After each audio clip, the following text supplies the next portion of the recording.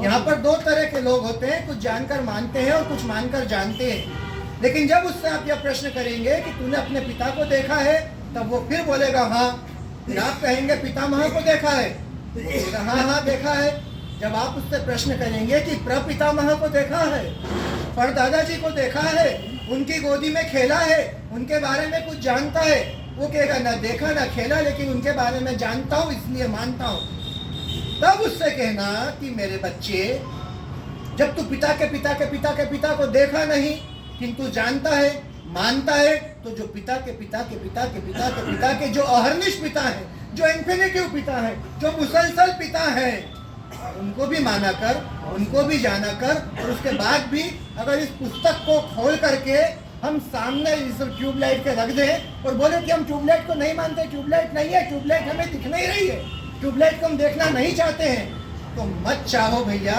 लेकिन तुम्हारे चाहने ना चाहने से जिस प्रकार इस ट्यूबलाइट पर कोई प्रभाव, कोई फर्क, कोई असर, कोई इफेक्ट नहीं पड़ रहा है, ठीक उसी प्रकार वो परमपिता परमात्मा है, जगत का नियंता है, वही रब्बुल आलमीन है, वही वाहेगुरु है, वही 10 गुरु साहेबान है, वही 24 तीर्थंकर है, वही गौतम बुद्ध है, वही एंजिल है, वही सबकी मंजिल है। और वो जो मंजिल मकसूद है उस पर सबको जाना है, सबको बेड़ा का पार पाना है, और यही कबीर साहिब को, यही संत रविदास जी को बताना है।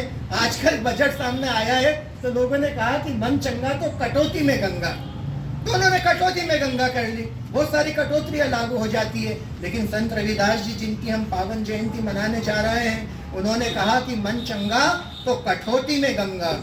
वो कठौती जिससे वो सान चढ़ाते थे औजार को, उसमें एक आवाहन मात्र पर पीड़ा मिटाने के लिए, पर पीड़ा का हरण करने के लिए जब संत रविदास महाराज ने माँ गंगा का आवाहन किया, तो वो कल कल बहती हुई गंगा के पावन कर कमलों में आया हुआ कंगन हमें दिखाई देता है। वो कथा व्यापक है, लेकिन उसका सार सिर्फ और सिर्फ इतना है कि मन चंगा तो कठौती में गंगा। क्योंकि पंडित तुलसीदास जी गोस्वामी साहब बताते हैं कि तुलसी संत सुअंब तरु, फूले फल ही पर हैत, वो जितते ये पाहन हनत, उतते ही फल देत। वो ये भी कहते हैं कि संत हृदय नवनीत समाना, कहा कबीर पर कोई न जाना, निज पर ताप द्रवहि नवनीता, परहित द्रवहि सो संत पुनीता। अरे उस माखन को जब आंच पर चढ़ाया जाता है, जब उसको दर्द होता है, जब उसको कष्ट होता है, तो द्रवित होता है, पिघलता है। लेकिन संत वो सुअंब के तरु के समान होता है।